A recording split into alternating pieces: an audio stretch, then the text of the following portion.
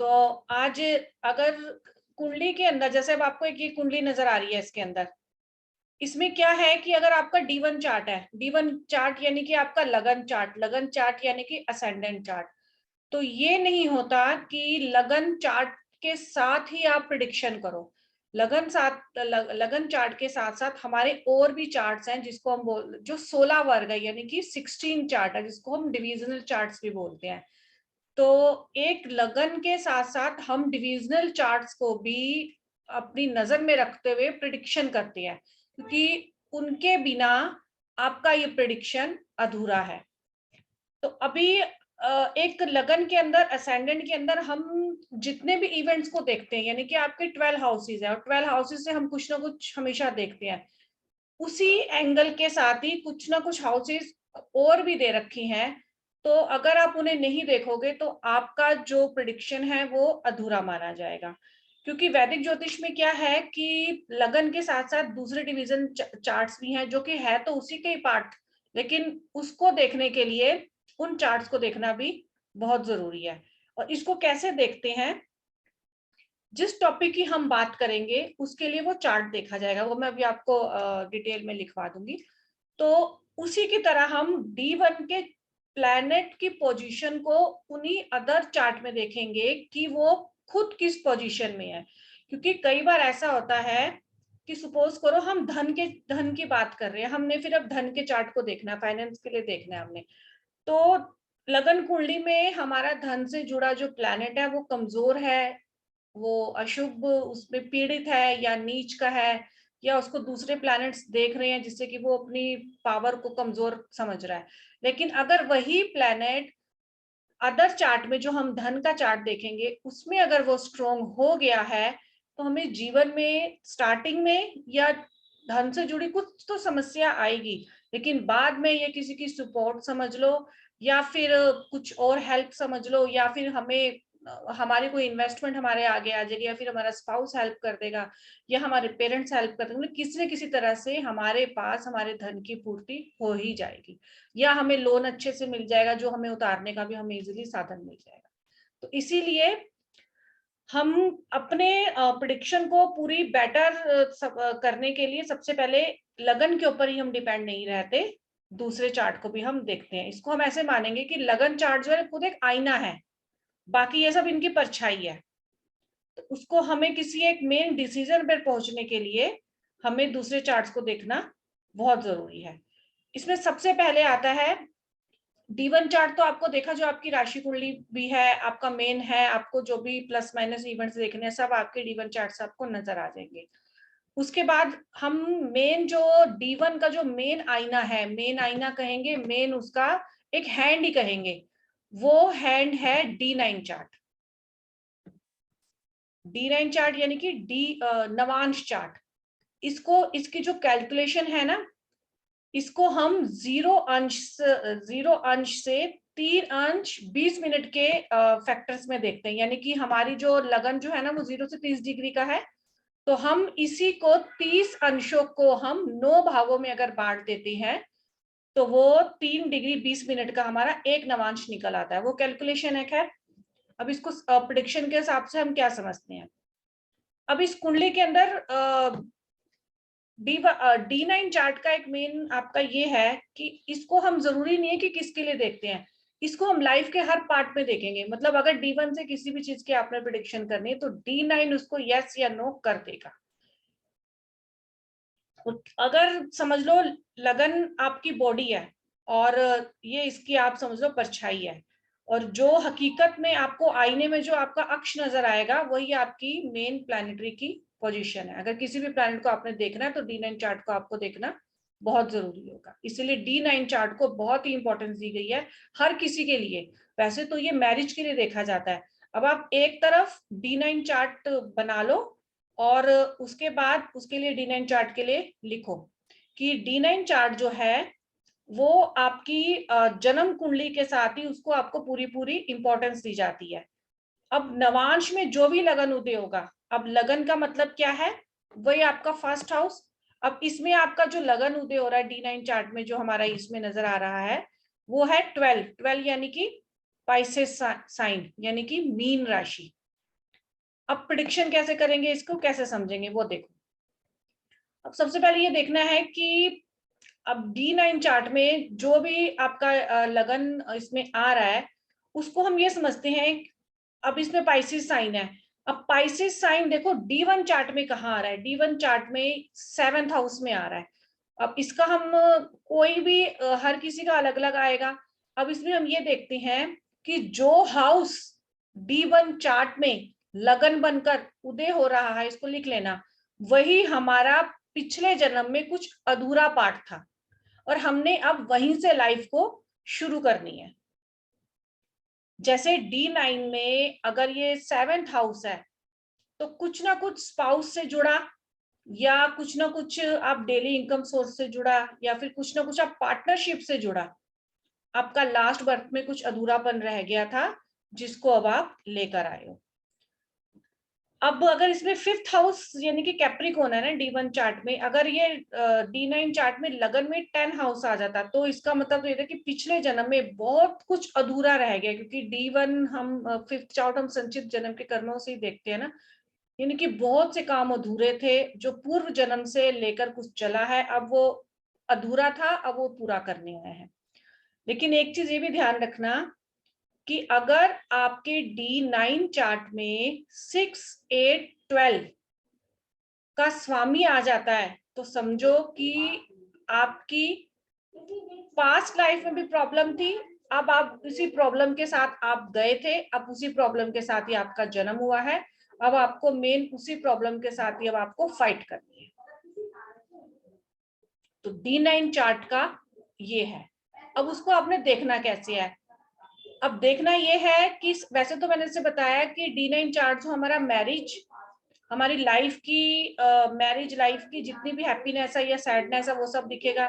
हमारे जीवन साथी का कैरेक्टरिस्टिक्स भी इससे दिखेगा, और मैरिज की जो हमारी एज है, कब होगी, कैसे चलेगी, 1 से 2 शादी होनी है, डाइवोर्स होना है या नहीं होना, ये सब आपको D9 चार्ट से पता चल जाएगा। इसमें दूसरी चीज ये है कि सूर्य चंद्रमा अगर इस D9 चार्ट के अंदर अगर सूर्य चंद्रमा आपके लगन के अंदर प्लेस्ड है और वही आपके D1 चार्ट में भी 6, 8, 12 हाउसेस में प्लेस्ड है, तब भी आप समझना कि आपकी मैरिज लाइफ में प्रॉब्लम बनी रहेगी। अगर जन्म कुंडली में कोई ग्रह नीच का है और वह D9 चार्ट में उच्च का हो जाता है, तो यानी कि आपकी लाइफ में पहले तो प्रॉब्लम रहेगी लेकिन बाद में धीरे धीरे सुधार आ जाएगा, यानी कि वो नीच का ग्रह आपका इतना अशुभ फल नहीं देगा। अब हम इसके अंदर थोड़ा सा प्रिडिक्शन करते हैं इस चार्ट की। अब इसमें मीन राशि है, यानी कि D7 चार्ट आपका इसमें आया है, यानी कि लाइफ में हैंग हो रहा है पूजा जी। ओके, वाईफाई तो यहाँ बीच थी। बीच में आपकी वॉइस जा आपकी रही है। आवाज जा रही है बार बार। अच्छा, तो जो चीज समझ में नहीं आई वो पूछो, मैं दोबारा रिपीट कर देती हूँ। ये लास्ट ये वाला जो बोल रहे सूर्य, थे ना आप, उससे पहले, हाँ, सूर्य और मून के हाँ बाद मैं जो भी बोला यही कहने ये वाली थी, सुना। उससे पहले जो बोला था वो नहीं समझ आया। सूर्य और चंद्रमा मैंने बोला, अगर सपोज उससे एग्जाम्पल, पहले जो बोला था। उससे पहले क्या बोला था, सूर्य चंद्रमा, मैं तो फ्लो में मैं बोल जाऊंगी ना, मुझे खुद ही नहीं याद रहेगा मैंने क्या बोला था। कोई नहीं, चलो। थोड़ा सा हिंट दोगे तो याद आ जाएगा। यही बोला था कि 6 से मुझे तो 12 का। समझ नहीं आई। हाँ, ये जो आपने ये जो उसके ग्रह उच्च के और नीच के, वो कब अच्छा बोला अच्छा था? अच्छा अच्छा, देखो, एक तो मैंने ये लाइन बोली थी कि 6, 8, 12 का अगर स्वामी अगर D9 के लगन में आ जाएगा तो लाइफ में प्रॉब्लम थी, प्रॉब्लम है, प्रॉब्लम रहेगी। ठीक है, तो D9 का चार्ट कहाँ दिखेगा? D9 चार्ट का आपको इसमें दिख नहीं रहा चार्ट D9 का? नीचे जहाँ D10 दिख रहा है, स्पाउस लिखा D9 है का है। ऊपर, हाँ, नामांश राइट स्पाउस। राइट, D9 नवांशा अच्छा, स्पाउस वो लिखा है D9, ठीक है। D9, ठीक है तो ना। नीचे D10 देख रहा हूँ, ठीक है। D10 बाद तो में मतलब पढ़ेंगे। अगर इनका स्वामी अगर लगन में आ जाएगा हाँ, तो लाइफ में प्रॉब्लम थी, ये प्रॉब्लम तो, है, मतलब एक स्ट्रगलिंग लाइफ रहेगी, इजी टू गोइंग लाइफ नहीं रहेगी आपकी। दूसरा मैंने बोला था कि D9 चार्ट को हम मैरिज की हैप्पीनेस के लिए देखते हैं, अपने स्पाउस के करेक्टर के लिए देखते हैं, और मैरिज का समय कब आएगा वो देखते हैं, और मैरिज कैसी होगी, कब होगी, मैरिज के बाद की लाइफ कैसी होगी, वो सब देखते हैं। और लास्ट में फिर बोला था कि अगर हमारे D1 चार्ट में यानी कि जन्म कुंडली में कोई भी ग्रह अगर नीच का हो जाता है, तो अगर वह D9 चार्ट में उच्च का हो जाता है, तो यानी कि ग्रह की स्थिति में सुधार आ गया। ठीक है, तो जो हमें वो प्रॉब्लम्स उस नीच के ग्रह ने देनी है वो इतनी नहीं दे पाएगा जितनी कि हम उसको वन टाइम में D1 चार्ट में देखा भैया ये तो नीच का है तो इसमें ये प्रॉब्लम आएगी, लेकिन ऐसा नहीं है। हेलो, आवाज कट गई। हेलो, फिर आवाज कट गई। आ गई। तो लेमन लैंग्वेज में ये है, एक इंसान को अगर शरीर मिला है तो उसको वो साइकिल कंप्लीट करना ही करना है। लास्ट जन्म में जहाँ उसने साइकिल छोड़ दिया था हाँ, वहां से दोबारा शुरू हो जाएगा, क्योंकि वो साइकिल जो है उसके नसीब में लिखा है जब तक उसको मनुष्य का जीवन मिला। बिल्कुल बिल्कुल ठीक है। ठीक है। अब हम एक अपने इसे प्रिडिक्शन करते हैं हम कि जैसे कि अब इसमें 7th हाउस का लॉर्ड मीन राशि आपकी लगन में आ गई, तो यानी कि इस पर्सन का जो लाइफ था ना कहीं अपने स्पाउस के इर्द गिर्द घूम रहा था लास्ट बर्थ में, या कहीं ना कहीं पार्टनरशिप के इर्द गिर्द ही घूम रहा था जब ये पर्सन की लाइफ एंड हो रही थी। तो इसको एक तो सबसे पहले ऐसे देखेंगे, तो इतना बुरा जीवन नहीं कहा जाएगा। और दूसरा अगर हम प्रिडिक्शन करें, पूजा जी अब क्या कह रही है, जो आप लिखवा रहे हैं मुझे आप सेंड करवा दे रहे हैं क्योंकि मेरे पास लिखने का कुछ है नहीं। मैंने नहीं कहा। हाँ आपने नहीं कहा, अक्षत ने कहा है। ठीक है, ओके अक्षत जी। एक्चुअली मेरे पास ना ये रिटर्न में नोट्स कम है, मैं जो बोलूंगी ना उसको लिखना तो पड़ेगा ही। चलो आप शेयर कर लेना एक दूसरे से ना। अपना मैं थोड़ा सा क्या मंदिर पे हूँ इसलिए थोड़ा सा मैं लिख नहीं पा रहा हूँ यहाँ पे, इस वजह से। अब आप, मेरी रिक्वेस्ट है कि अब आप मुझे बोलने दोगे तो फिर पढ़ाने में मजा आएगा, ना तो मेरा फ्लो खत्म हो जाएगा, मेरा माइंड सॉरी मेरे माइंड से निकल जाएगा कि मैं क्या करवा रही थी।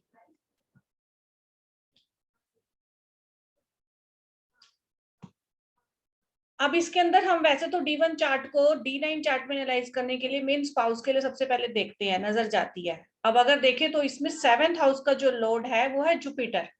अब वो अपने से 12th में यानी कि 6th हाउस में गया कुंडली के। अब हम इसी प्रेडिक्शन को देखेंगे कि जो ग्रह मैंने आपको बताया था, कोई भी किसी भी हाउस का स्वामी अगर अपने से 12वें में चला जाता है, यानी कि आप 7th हाउस से अगर गिनती करोगे तो 12वां घर छठा घर आ रहा है, तो यानी कि 7वें घर का स्वामी जो गुरु है वो छठे घर में बैठा है। यानी कि इस पर्सन की जो मैरिज लाइफ देखो अभी भी डिस्टर्ब है, इस जन्म में भी वाद विवाद चलता ही रहेगा लाइफ के अंदर, और शनि भी देख रहा है 7वें घर को, तो देखो अभी भी मैरिज लाइफ में प्रॉब्लम रहेगी।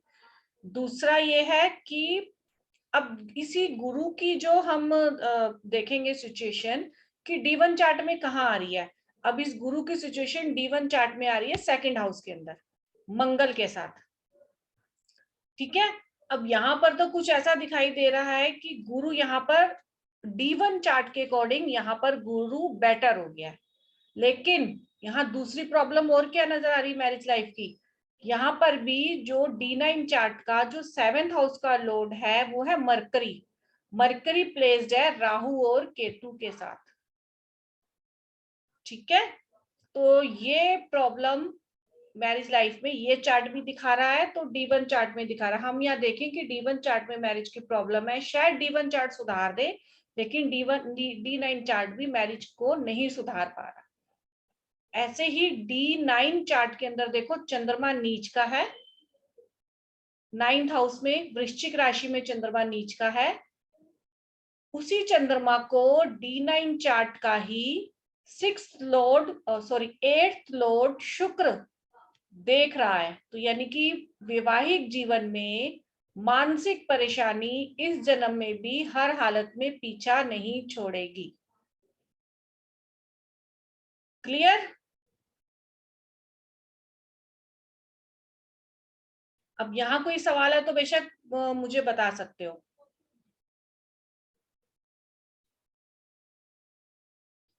चलो अब कोई नहीं बोलेगा, डांट पड़ेगी सबको। अब दूसरी चीज देखो, D1 चार्ट के अंदर हम D9 चार्ट में एनालाइज करते हैं। D1 चार्ट के अंदर देखो मंगल उच्च का है, मंगल बहुत पावरफुल है, 8वें घर का स्वामी होकर मंगल उच्च का है। यानी कि लाइफ में इस इंसान के चिड़चिड़ापन, गुस्सा और परेशानी आएगी तो बड़े लेवल की आएगी। अब वही मंगल उच्च का होकर, लेकिन D9 चार्ट में वही मंगल फिर अपनी राशि में, यानी कि मंगल यहाँ भी बहुत प्रबल है, अपनी राशि में बैठकर बहुत अपना उसने स्ट्रोंग है, यहाँ पर अच्छे से वो दिखा रहा है। तो यानी कि टोटली मंगल की जो मैंने बताया था कि कोई भी ग्रह D1 में नीच का है तो उसको D9 में वेरीफाई कर लेंगे पोजीशन को, कोई ग्रह उच्च का है तो उसको D9 चार्ट में वेरीफाई कर लेंगे। तो ऐसे ही अदर प्लैनेट्स को भी आपने देखना है। अब आप लाइफ के किसी भी इवेंट को उठा लो तो आपको D9 चार्ट उसका यस या नो भी कर देगा। अब ये D1 चार्ट को देखने के लिए D9 चार्ट देखना इसीलिए बहुत जरूरी है कि D1 चार्ट जो अगर चलेगा तो D9 चार्ट के यस नो के बिना पूरी तरह से जवाब नहीं दे पाएगा।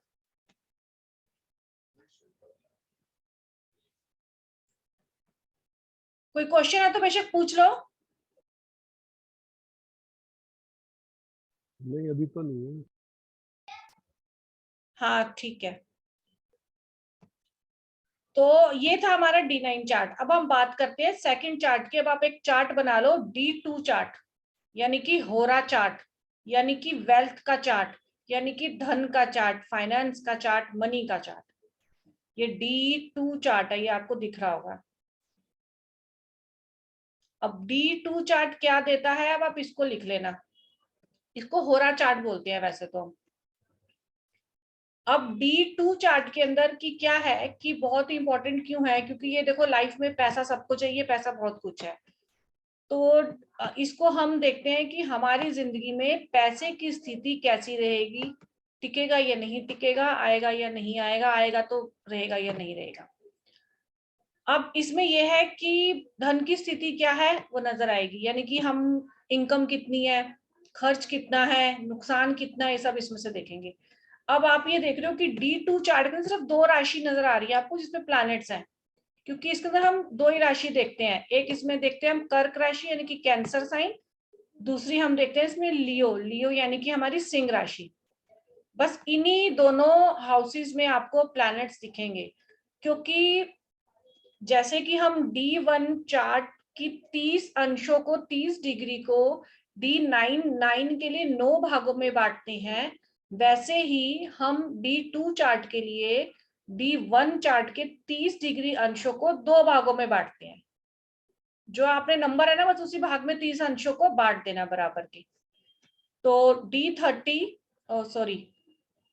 अंश को हम अगर 2 भागों में डिवाइड करते हैं तो 15-15 अंश की आपकी 2 अंश की आपके निकलेंगे, जो हम एक को 15 अंश देते हैं, दूसरे को भी 15 अंश देते हैं, यानी कि 2 ही लगन बनेंगे इसमें, एक बनेगा कैंसर, एक बनेगा लियो। अब वो कहाँ प्लेसमेंट होती है। अब इन्हीं दोनों हाउसेस से हम धन को बैलेंस देखते हैं। अगर आपका क्वेश्चन है मेरा, बोलो। इसमें क्वेश्चन है कि जैसे मान लो आप कह रहे हो कि 2 में डिवाइड होगा तो जितनी हाँ डिग्री उसकी अवेलेबल है उसको डिवाइड करेंगे ना। हाँ, वो तो देखो 2 30 में अंश का तो 30 अंश का तो आपका एक हाउस रहता ही है ना, तो D1 वो चार्ट नॉर्मल का है, वो नॉर्मल है। वो तो फिक्स है जितनी आपका। उस जो इंसान की जितनी डिग्री उस राशि में आ रही होगी उसी को 2 में डिवाइड करेंगे। हाँ, उसी को 2 में डिवाइड कर देंगे बस। ठीक है। अब इसमें क्या था, 2 में ही आपका, अगर आपका सूर्य की होरा में जन्म होता है, वैसे तो इस चार्ट के अंदर जो होरा आ रही है वो आपकी कर्क लगन की आ रही है, तो और इसके अंदर कितने सारे प्लैनेट्स आ गए, लेकिन अगर आपका सूर्य की जन्म में होरा में जन्म होता है तो आप पैसे को लेकर स्ट्रोंग हो।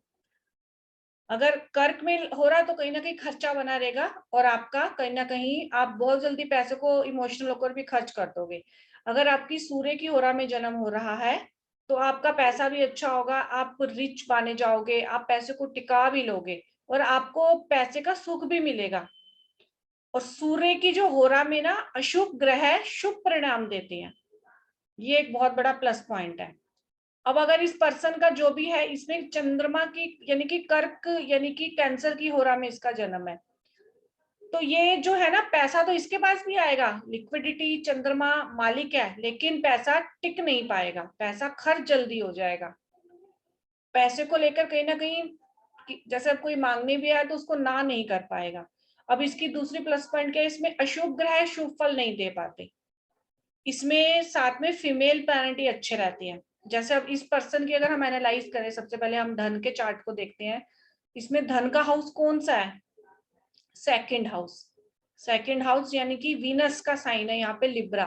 अब वीनस यहाँ पे शुक्र और शनि के साथ है, मंगल के साथ है। मंगल अष्टम का स्वामी है और शनि अपनी राशि में है, यानी कि पैसे को लेकर तो कहीं ना कहीं बैलेंस इसके अंदर नजर आ रहा है, जोड़ेगा पैसे को। शनि जो है फालतू के खर्चा नहीं करवाता, लेकिन शुक्र जो है वो लग्जरी चीजों में खर्च करवाएगा। खैर घर लेना है, गाड़ी लेनी है, वो तो चलो एक अलग मैटर है, वो लाइफ में जरूरी भी है।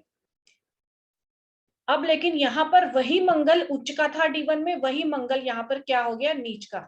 अब यहाँ पे प्रिडिक्शन में आ जाएगा बदलाव, यानी कि पैसा आएगा लेकिन टिकेगा नहीं।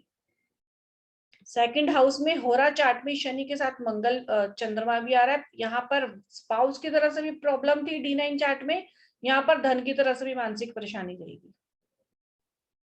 और यहाँ पर अगर हम शुक्र की पोजीशन को देखें तो लगन में आ रही है, यानी कि पैसा तो है, यस कर रहा है वो पैसे को, लेकिन टिकेगा नहीं, खर्चा कहीं ना कहीं बना ही रहेगा।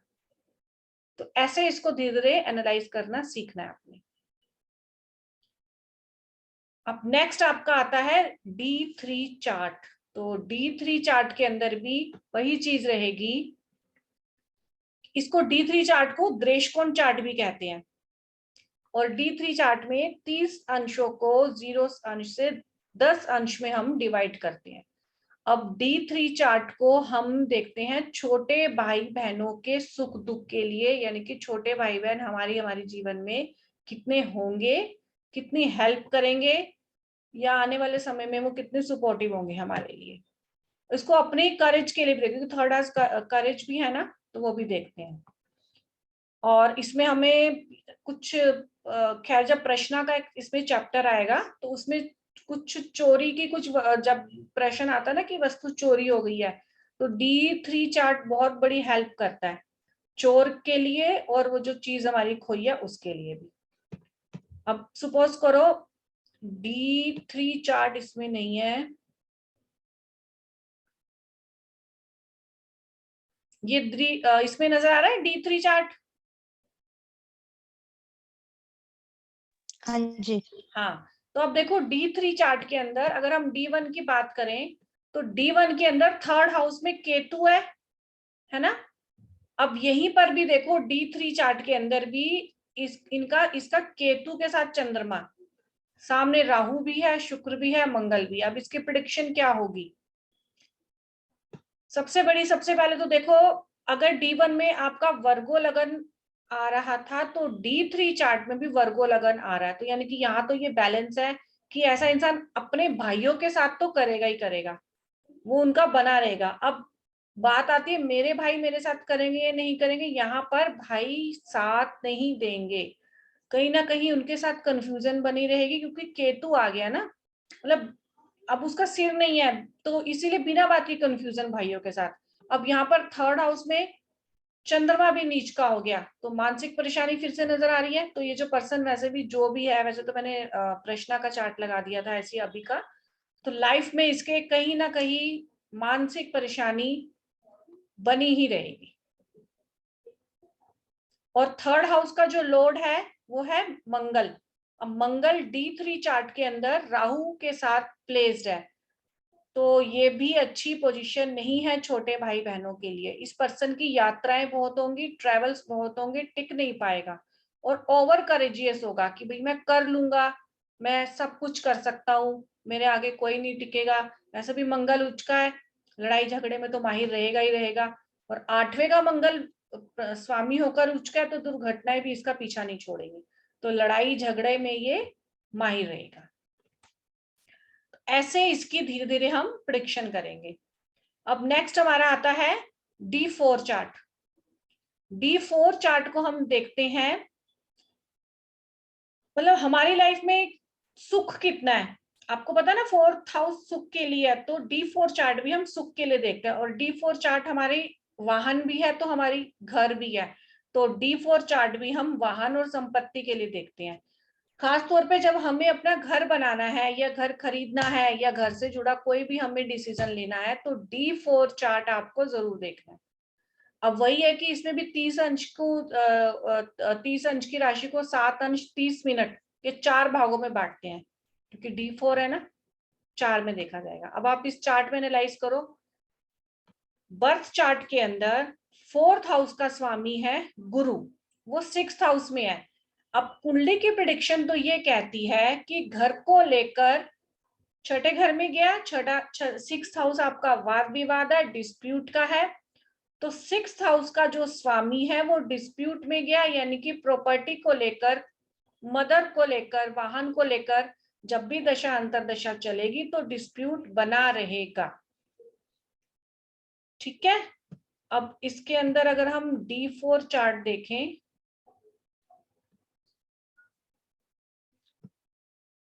D4 चार्ट ये रहा ऊपर, सबसे ऊपर नजर आ रहा है, चतुर्माशा भी कहते हैं इसको, डेस्टिनी हाउस, भाग्य सौभाग्य हाउस का भी है, नजर आ रहा है 4th हाउस D4 ऊपर की रो में सबसे लास्ट में। हाँ बिल्कुल ठीक है। तो अब इसमें देखो गुरु कहाँ गया है, जरा देखो, क्योंकि हमारे वहां पर भी 4th हाउस का लॉर्ड गुरु था, यहाँ पर भी 4th हाउस का लॉर्ड गुरु है। गुरु गया 12th हाउस में, किसके साथ गया, राहु केतु के साथ। यहाँ पर क्लियर हो गया कि अगर 1st हाउस ने यस कर दिया भैया, प्रॉपर्टी को लेकर, संपत्ति को लेकर वाद विवाद में घिरा रहेगा, यहाँ तो कोर्ट कचहरी भी दिखा रहा है। 12th हाउस कोर्ट कचहरी है ना आपका, तो यहाँ प्रॉपर्टी को लेकर कहीं ना कहीं कोर्ट कचहरी। भैया इस पर्सन अगर हमारे पास प्रेडिक्शन के लिए चार्ट आएगा तो उसको बोलेंगे लोन पर मकान लेने से पहले 10 बार सोच लेना। ठीक है, तो ये, और किस्मत को भी देखो, अगर हम सौभाग्य की बात करते हैं, डेस्टिनी की बात करते हैं इसके अंदर, तो कहीं ना कहीं खर्चे से भरी लाइफ रहेगी इसकी। अब यहां तक का किसी का कोई सवाल है तो बताओ। नहीं, होशियार है बच्चे। नेक्स्ट आता है D7 चार्ट। D7 चार्ट को हम बोलते हैं सप्तांश वर्ग। इसको D7 को, वैसे तो 7th हाउस स्पाउस का है, लेकिन वर्ग चार्ट में D7 को हम देखते हैं बच्चों के लिए, मतलब बच्चे की हैप्पीनेस, बच्चे से हैप्पीनेस, बच्चे की सक्सेस, ये सब आप D7 चार्ट से आप देखोगे। अगर बेबी का कोई भी बॉडी में प्रॉब्लम, या उसको हेल्थ इशू, या उसकी स्टडी में इशू, या आपका उनके साथ कितना प्रेम साथ रहेगा, सब आपको D7 आंसर दे देगा। इसको भी वही हम 7 अंशों में बांटते हैं, यानी कि 30 अंश को 4 अंश 17 मिनट में डिवाइड करेंगे। इसमें एक चीज ये है, लिख लेना, अगर D7 में आपका विषम लगन आ रहा हो, यानी कि ओड साइन आ रहा हो, तो आपको मेन जो कहा गया है, वैसे D1 एनालाइज करना पड़ेगा, तो पुत्र संतान की प्राप्ति आपको ज्यादा रहेगी, और आपके पास बेबी है, लड़का है लड़की है, सब एक बराबर है, लेकिन उनसे आपको सुख ज्यादा मिलेगा, हेल्प ज्यादा मिलेगी, और उनको भी सक्सेस ज्यादा मिलेगी। दूसरा ये है कि अगर यही आपका दूसरा आता है समलगन, यानी कि इवन, तो शुभ ग्रहों का प्रभाव रहेगा, तो आपको फीमेल संतान की ज्यादा प्राप्ति रहेगी। अब अगर हम इसमें देखें तो D7 चार्ट नजर आ रहा है ना यहाँ पे, सेकंड रो में फर्स्ट।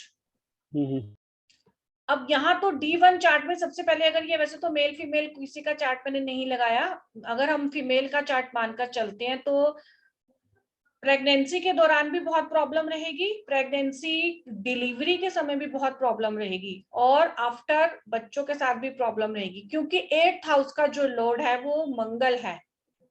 खून खराबा, वेपन्स लगना, स्टिचेस लगना, किसी न किसी तरह से प्रॉब्लम, और बच्चे के साथ भी वाद विवाद बना रहना। तो ये तो D1 चार्ट इसमें यस करता है। अब देखो D7 चार्ट के अंदर आपका, और वैसे भी 5th हाउस के अंदर अगर आपके मेल प्लैनेट्स और मेल साइन मिल जाता है आपको, तो तब भी आप बेबी के लिए, आप मेल बेबी के लिए यस कर सकते हो। अब इसमें D7 में भी इसका जो लगन आ रहा है वो एरीज आ रहा है, यानी कि ओड है, यानी कि मेल है। तो यहाँ पर भी अगर हम कोशिश करें दशा अंतर दशा के समय, तो मेल बेबी की चांसेस इसमें ज्यादा है। और इसके चार्ट में भी जो 5th हाउस है, वहां पर भी सन अपनी राशि में है, जो कि एक मेल प्लैनेट है, और मेल राशि में प्लेस्ड है, तो यहाँ पर भी एक मेल बेबी का चांसेस उसके ज्यादा है। अब रही सुख दुख की बात, 1st हाउस में तो प्रॉब्लम दिखा रहा है, लेकिन D7 चार्ट में इतनी प्रॉब्लम नहीं दिखा रहा, क्योंकि यहाँ पे जुपिटर भी उच्च का हो गया।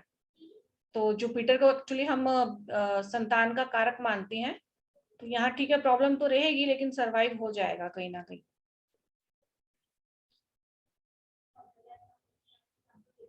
और साथ में जो शनि है यहाँ पर 5वें घर का स्वामी, वो भी अपने ही साइन में 10th हाउस में है, गुरु उसको उच्च का देख रहा है, राजयोग भी बना हुआ है, तो यहाँ इतनी प्रॉब्लम इसको संतान से नहीं आएगी। अब नेक्स्ट हम देखते हैं इसके अंदर मेन हाउसेस हमारा आता है D10 चार्ट, जो आजकल के समय में सबसे बड़ी हमारे सवाल आता है कि करियर कैसा होगा। तो D10 चार्ट को लिख लेना, दशमांश कहते हैं इसको। हम अपने नाम के लिए, सम्मान के लिए, अपने करियर के लिए, जॉब में जी हमारे को लाइफ में कितनी सक्सेस मिलेगी, सक्सेस मिलते हुए अप डाउन कितने आएंगे, हम बिजनेस क्या करेंगे, और बिजनेस करने के साथ साथ हमारी पार्टनरशिप कैसी रहेगी, और बिजनेस करेंगे तो किसके साथ करेंगे, या हमें पेरेंट्स का बिजनेस मिलेगा, या हम अपना बिजनेस खुद बनाएंगे, या हम कैसे आगे लाइफ में बढ़ेंगे। या कई बार हम लोग जॉब करते करते भी बिजनेस में आ जाते हैं, कई बार बिजनेस करते करते इतना लॉस हो जाता है कि हम सड़क पर आ जाते हैं, हैंड टू माउथ भी हो जाते हैं, कर्जा भी चढ़ जाता है। ये सब D10 चार्ट बहुत मेन है, इसको हमेशा देखना है करियर और जॉब की बात करते समय। अब ये D10 है तो इसको 10 अंशों में भागते हैं, 30 अंशों में। अब लगन के ग्रहों की जो प्लेसमेंट है उसको D10 चार्ट में देखेंगे। कई बार सवाल आएगा ना कि आपने बिजनेस करना क्या है, तो D10 चार्ट आपको बता देगा कि बिजनेस आपको ये करना है, और हमें अपने बिजनेस में किस तरह का डिसीजन लेना है, तो वो सब आपको यही दिखा देगा। और बिना D1 के प्लैनेट को D10 में वेरीफाई किए बिना आपका प्रेडिक्शन हमेशा गलत हो जाएगा। कई बार ये भी सवाल आता है कि स्टडी कर रहे हैं तो वही बिजनेस वही हो जाएगा या वही जॉब मिल जाएगी, तो ये भी आपका D1 के साथ D10 चार्ट आपने एनालाइज करना आपका बहुत जरूरी है। इसको D9 चार्ट भी जरूर देखना है बिजनेस के एनालाइज के लिए। D9 चार्ट को तो वैसे आप हर चीज के लिए देखो। अब इसमें देखो बिजनेस क्या करेगा, जॉब क्या करेगा।